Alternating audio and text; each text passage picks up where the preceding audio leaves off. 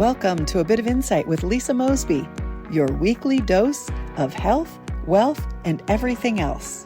Tune in for real talk, wise words, and soulful strategies for thriving in life and business. All right, ladies and gentlemen, thank you so much for being with us. When was the last time you had a conversation about emotional intelligence? You know, that's not something people ask me very often, but today we're going to learn how to triumph and soar. And we're going to be talking about that emotional intelligence. How does that play into life? But first, let me introduce my guest to A Bit of Insight with Lisa Mosbey. That's me. Debbie Martinez is the executive director and founder of the SOAR Foundation Group. Recognizing the immense struggles that teenagers face, Debbie is on a mission to provide a safe and empowering space for adolescents to build self-confidence, find their voice, and embrace their authentic selves.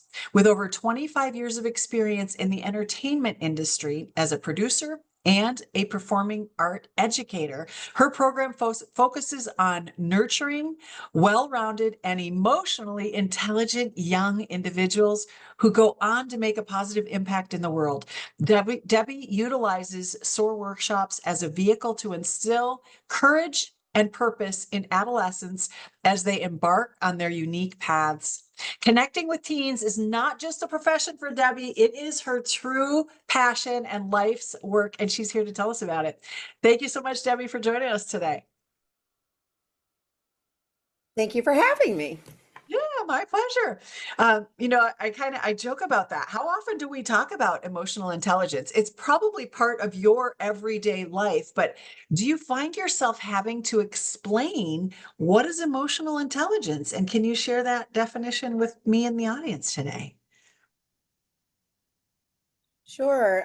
The way that I approach emotional intelligence, honestly, is from a standpoint, it's very simple. It's really finding life tools that support us in navigating this very complicated world that we live in. And we have all these compartments, right? In our world, we have our friends, our family, our work associates, our schoolmates, because I deal a lot with teens and adolescents and everything. And so having tools that allow us to navigate that world is the way that I describe emotional intelligence. Yeah. Yeah. And for me, I think the piece that I add in there is to not be afraid. You know, we're human beings and we have emotions. And it's okay to share those emotions, preferably in a safe space so that you don't have kickback or feedback or a negative experience. And so when you shared that description of how you create those safe spaces for teens, that really resonated with me, that it's a place for them to actually feel the feels, feel the emotions, be able to work through trauma, joy, happiness, grieving, sorrow, whatever those emotions are, but it's a safe place and there's no judgment. And so I think that that's really important that people realize that it's available. And we want our kids to be able to experience that, whether that's through your program or at home. So do you want to share a little bit about your journey of resiliency and how you found strength to move forward after some childhood trauma?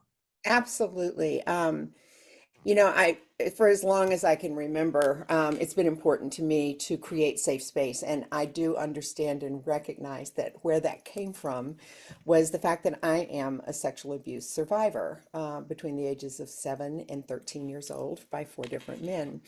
And, those experiences impact people in lots of different ways. Um, for me, the way it impacted me was that I got to uh, create space where children felt like they were safe to tell and to talk and to share anything that was going on in their life. I did not feel like I had that space as a child. And my life journey has been an evolution of finding ways to do that. And I feel like that really started to blossom when I had the opportunity to create a theater arts, performing arts education program in Palos Verdes, California. And I used that space not to create child stars, but to create great human beings that were going to impact the world in a positive way. And in that space, they felt like they owned their voices, that they were in a judgment-free environment where they could soar, where they could succeed or fail with no judgment at all. And so I know that even from that space, I have a living legacy of 15 years of working with children in that space. And then as I moved forward, COVID happened, theater died, and we didn't know if it was ever coming back or not. And for a hot second, I thought, maybe I'll retire. Maybe I'm done. And after that hot second, I realized that was not a good look on me. And so I didn't want to just take up space in the world. I didn't want to do something as a hobby. And so I thought, what can I do to create, to be in service to other people and be in service to this world. And since children is what I had made my life's work about, I decided to take all my theater experience where I had created that space and those tools for children to use in their life, and all the emotional intelligence work that I'd done on myself and 1,000 years of therapy in addition to that, and put those two worlds together. And so SOAR was born from mashing those two worlds of being able to have fun with theater exercises and that sort of thing that takes us out of our head and puts us in our body and our hearts. And also being able to create space where there could be peer discussion, where anything that was coming up for kids, they could share. And so SOAR was born honestly from the COVID experience and from me deciding what was next in my life, in a reinvention of who I was going to be moving forward. Yeah. Yeah, marrying that trauma and resiliency with what's possible. What can we create with this? We need to tell folks what SOAR stands for. We just talked about it at the beginning of the show because you were telling me before we started. Self-confidence, I know that one. What are the rest of the acronyms? Originality, authenticity, and responsibility. And Um, why did you choose those? Even as I chose those, first of all, they fit the acronym that I wanted to to move forward with, but they were four of the context words that I wanted to land in these workshops. And and I feel like they're also four of the hardest things for any of us, even as adults, to Mhm. own.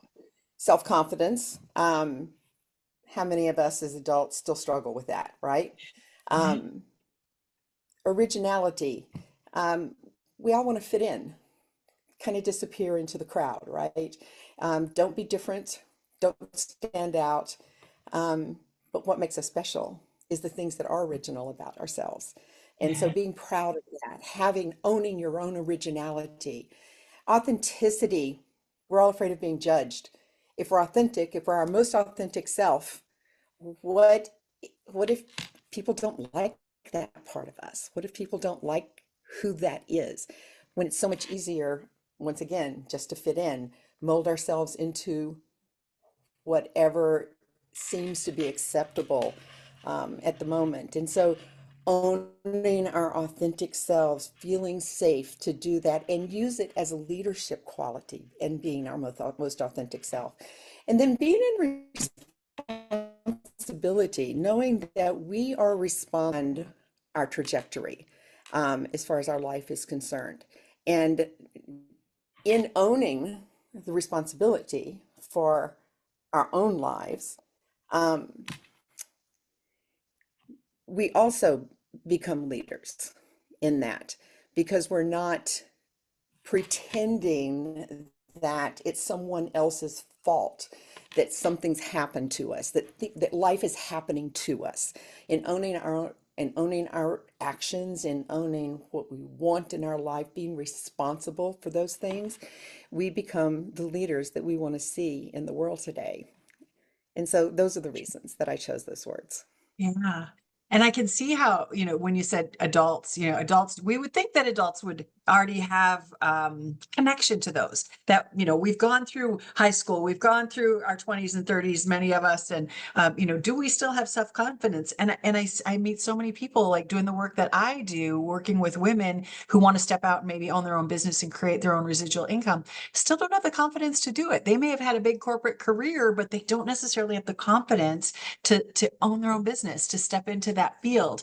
And then, when they do, they put on these masks, like the mask that they wore when they were a mom, or the mask that they wore when they were working in corporate America, or the mask that they want to hide behind so that nobody sees their authentic, original, real self.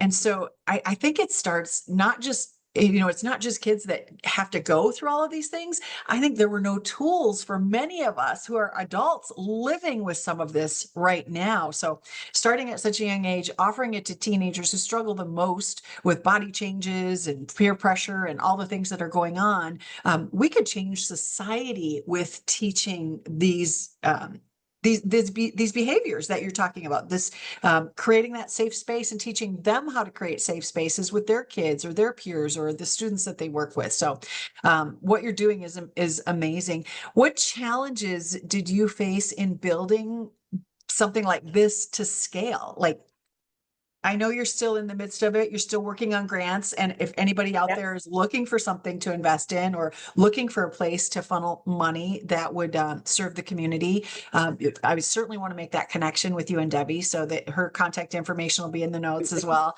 But what kind of challenges, like I'm sure you've thought through this, you've done this before, you've run a theater company before. What are you looking into the future to make this happen and come to the vision, like be the vision that you see in your mind? Well, we're constantly evolving. When I first started creating the model and the concept, I spoke to a lot of mental health professionals, education professionals. I interviewed parents, I interviewed children, and just to find out where the landscape was at the time. And so the model was created from those conversations. As far as, right now we're doing workshops in California. We've been in Oregon. We're going to Sarasota, Florida, in April, South Carolina.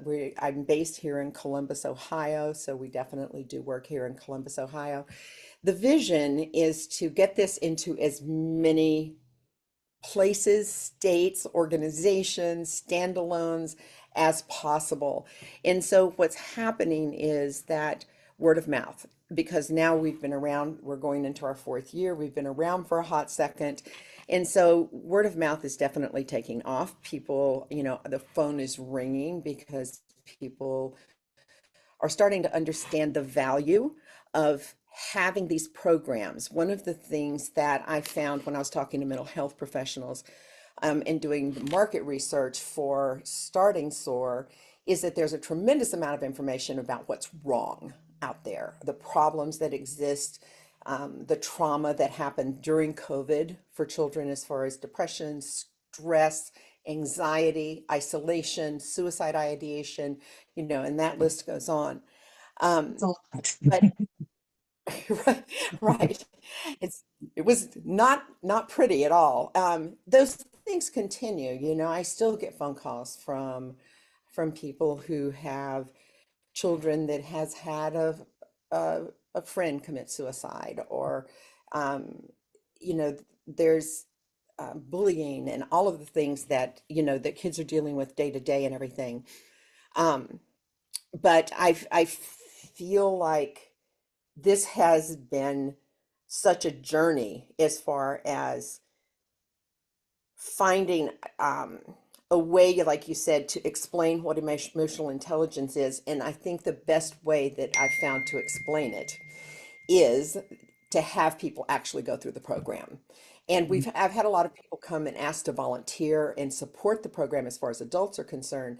And as they're coming in and I'm doing sample programs for them, having them experience what the children experience inside of a workshop, they're starting to talk, they're getting it now. They're Yeah. starting to talk about, you know, why this is important for children. And so it's really been a word of mouth, an experiential experience, and based on results. I'm going back for the fourth year to a ballet studio in San Pedro, California. Why do they continue to bring me back? It's because they continue to see results. They continue to see growth in these young women that are in a really competitive, mean girl sort of environment, that this work has completely changed the complexion of what their school looks like, and because they're learning to create community as well. Um, I don't know if you've had this experience since COVID and during COVID, but we all lost a lot of communication skills during that time because of isolation and everything. And even before that, it's very scary sometimes for us to make new friends, to create a community of people that we feel safe in, where we can thrive and be who we're going to be. Um, that became much more exponentially more difficult during COVID. Yeah, I think And it's different people's did you find different that? experiences. Well, it was a little different for me because a wellness company had reached out to me and they didn't have coaches who could do Zoom, and I had already been on Zoom with one-to-one coaching and things. So I was asked to facilitate wellness workshops. So I was doing 14 workshops a week on Zoom, talking about health and wellness and what we should be eating and the habits we should be having and what we're drinking and how we can move our body during that period. And then that actually continued. I no longer work for the company because they went back into physical, they wanted people to be physical, and I was not in the same state that they were in. So, but I had a group of people that wanted to stay with me digitally. And so still to this day on Saturday mornings, I do a volunteer wellness workshop. It's all run on donations. Anybody can come. We talk about all kinds of things: health, wealth, vitamins, supplements, nutrition, fitness, weight management, all of those things. Everything is open and for discussion. And we've just continued. But you're right. There are some folks there that have not gone back to the in-person location. They enjoy being on virtual. I think that this week. I think this week was finally the last person that had not gone back to a live workshop is going either this week or there may be one more. I'm not sure, but I had one or two people who were still holdouts who still hadn't done that. They found virtual worked for them. But one of the gals, she went back this week and she said they recognized me. They hadn't seen me since before COVID. So we're talking 4 years now. She hadn't been there, and still a lot of the same people had come back and they were there and they welcomed her with open arms and they were hugging her. And she just, when she was telling me the story, she just lit up because she didn't realize what she was missing. Like, we were filling a part of it, Yeah. but that was a really long way to get to my point. I'm sorry about that, but it just, like, the vision of her and how she explained this experience kind of gave me chicken skin, like I had goosebumps all over my body because I Yeah. realized that she's not the only one. There's still many, many, many people in the world that are traumatized by the experience they had with COVID. And just Kids, think about, most importantly. as children, how many transitions were missed. Transitions that are so important in their social development, their emotional development.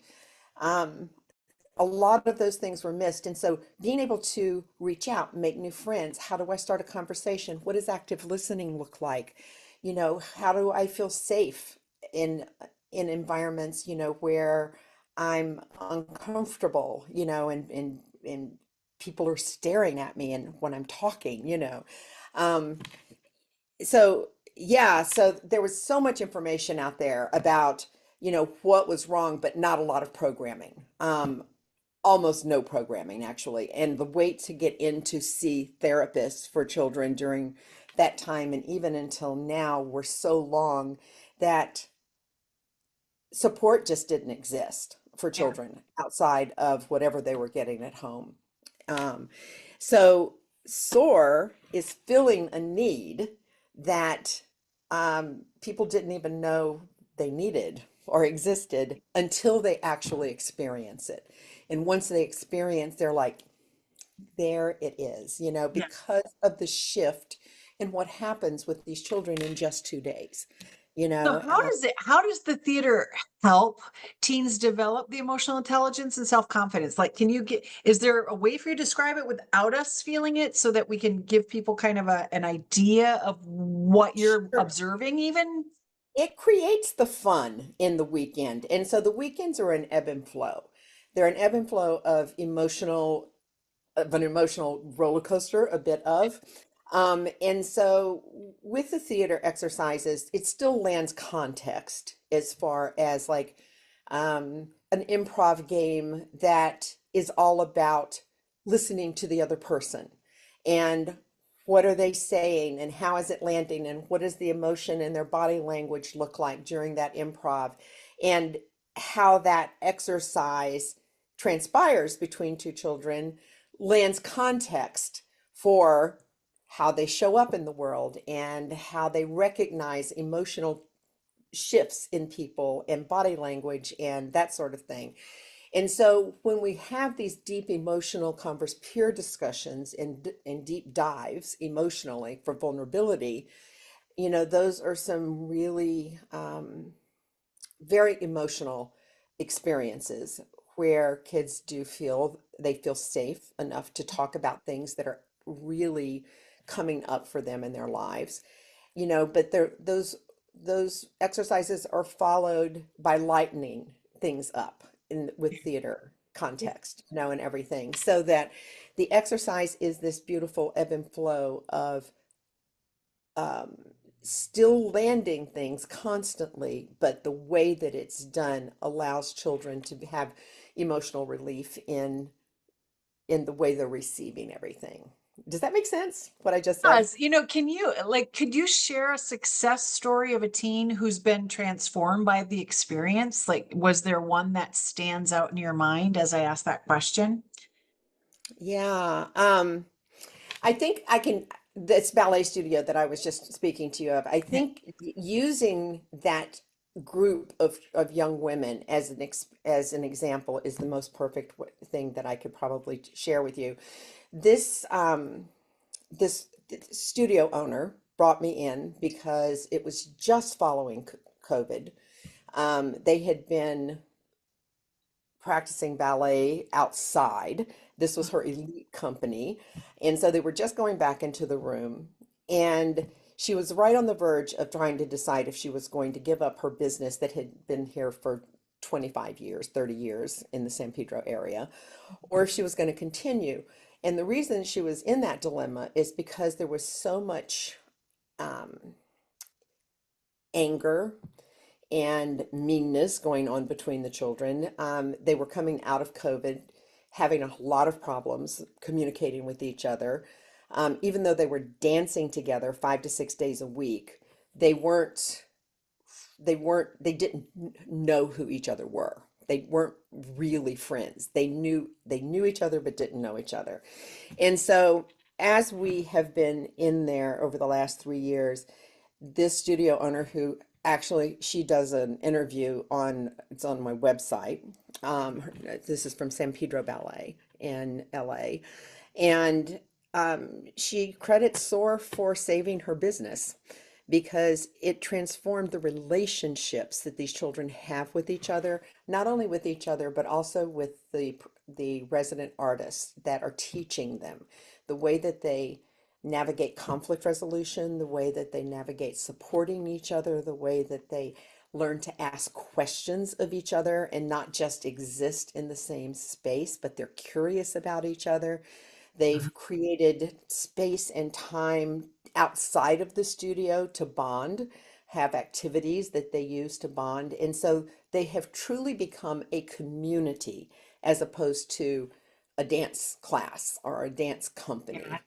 They're a real community that support each other, love each other, embrace, they notice when someone isn't okay. They notice and they surround them and they love them and they take care of each other. And it's actually a really beautiful interview, for anybody that takes the time to take a look at that and everything. But it transformed not only her business, but every single child that has participated. And you would think that because we're talking about 11 to 17-year olds, that once they've done I have these children from for about 17 to 18 hours during that weekend. And Okay. you would think, so they don't do anything else during that weekend. No birthday parties, no sleep. They're not doing anything else that they would not want to continue to give up that weekend every time I go in, and they can't wait for us to get there because they learn something new about themselves every time we're in the room.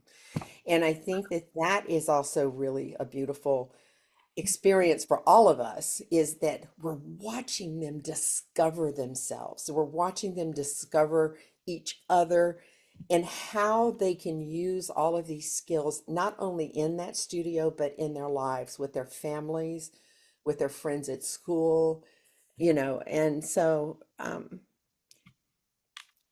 you got me started. Well, it was a perfect example. It really was. And, what I was envisioning was I've done quite a few women's retreats. Like I've facilitated them. I have been a participant in them. And I think of those experiences, and many of them are 2 and 3 days, usually come in on a Friday and you leave on a Sunday. And Yeah. it's profound how closely you connect. And there are many women who are in my phone that I have never seen again, that I met at a retreat in some city or state somewhere. And, that was the only time in our life that we were together, but yet we still have this bond. So I totally get what you're saying. I could feel it in my own cells, what you're explaining. And that the fact that you can create that for kids, for teens, is amazing, because it gives them a leg up when you can. How many of us are still going through therapy in our 40s and 50s and trying to do that internal work to figure out why we have limiting beliefs and why we have all of this trauma in our life that we haven't processed? When you give kids the skills to do this as teenagers, their life changes forever. They don't ever have to go back to that. And that's what just so um, mind-boggling to me. I was never a parent, so maybe it's not as extraordinary as I see it to be. Oh, no, But it is. it It's is okay. it's absolutely as extraordinary as you Yes. see it. It is amazing what you're doing. So I know we're actually recording this on my mom's first heavenly birthday, and it's the day before your birthday. You got a big number coming up here. I What do. does legacy mean to you? How do you hope SOAR continues beyond you? What would that look like for you? I'm actually doing everything I can right now with a beautiful and have a great board and so many people that are like underneath SOAR now. My dream is to have this work perpetuated. Um, we live in a really conflicted world, don't we? No matter what side of the conversation you're on, it's a conflicted world. And I truly, truly believe that our way out, that our way to the other side of this is through our children and through them not only having the tools to navigate their own lives, but to be leaders and to be able to have the courage to stand up and use their voices and step into their power. And legacy for me looks like, and I do get emotional, is that happens, is that they continue to create a world where people, whether they're children or adults, feel heard, feel seen. Feel like they do have a voice, that they can speak up, because I think so much of that is squashed. There was a time, I know, growing up, you're to be seen and not, seen and not heard, I think it was. And so my mom and dad always joked about it. My kids are angels when we're out in public, but boy, when they come home, they rip the roof off the place. But it was, you were to be seen and heard, seen, not heard in public. Yeah. So we're shifting that. We're finally getting around to it. It's only been 50 some years. But I see where you're going with that. And I think Oprah Winfrey said it best when she said that people need to be seen and heard and know what they say matters. And we talk about that in adult personal growth programs all the time. But do we do that for kids? Do we have that same thought process, those same rules for kids? Do we get down on our knees when they're smaller than us and look eye to eye with them and actually have a conversation with them? I do, because I have 13 great Yeah. nieces and nephews, 14 now, great nieces and nephews. And so, yeah, I do that. But I didn't know that that's not something you did do, because I never had my own kids. So I might have done things differently because I only treat them like adults, because that's people I work with as adults. But the fact that you're creating that space for kids, it should bring tears to people's eyes. Yeah. Yeah. And and I think that that's how I know that um, this never gets old. Um, I never get jaded because each weekend is so profound and so new, and every child is so different, and what they bring to the table is so different. And it also just continues to emphasize how much work we still have left to do. Yeah. And so it's impossible to get jaded in that environment. It's impossible to take it for granted. Um, and I'm constantly amazed at the wisdom, that these children have and how observant they are. And because people don't talk to them, like you said, because they don't ask their opinion, because they don't have safe space to be able to voice what's going on inside of them, a lot of times people have absolutely no idea, first of all, how observant they are, what they're actually seeing and hearing, but second, just how wise they are, and I learn more in every weekend I get to spend with these students than I teach them. I learn more than I teach. Um, and at 70, almost 73 now, I think that that says something about what's possible in this world. That so much is possible if these kids are given the opportunity to grow and blossom and step into who they're actually destined to be. Yeah.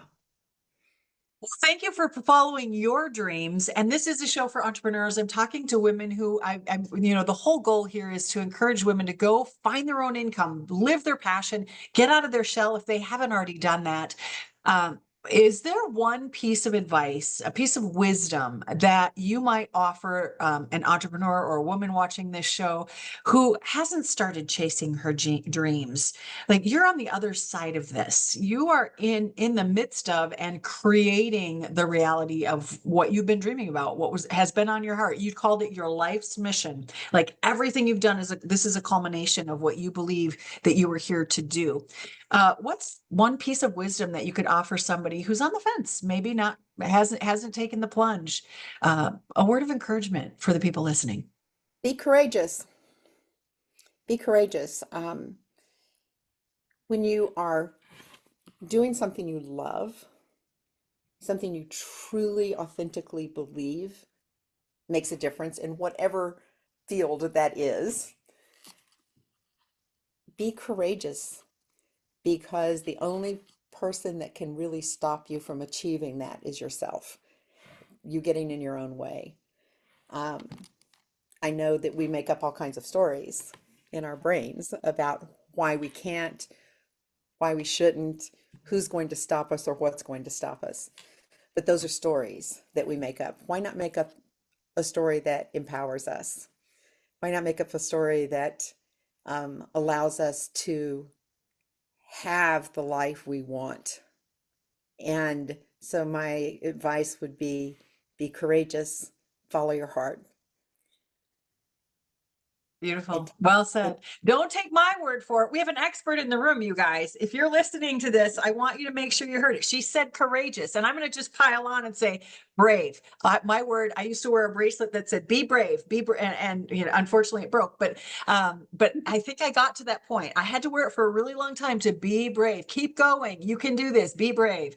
Now I wear one that says inspire. My ring says inspire. I look at it every time, and it's every day. It's facing me. I never take it off. I sleep in it, wear it in the water, everything.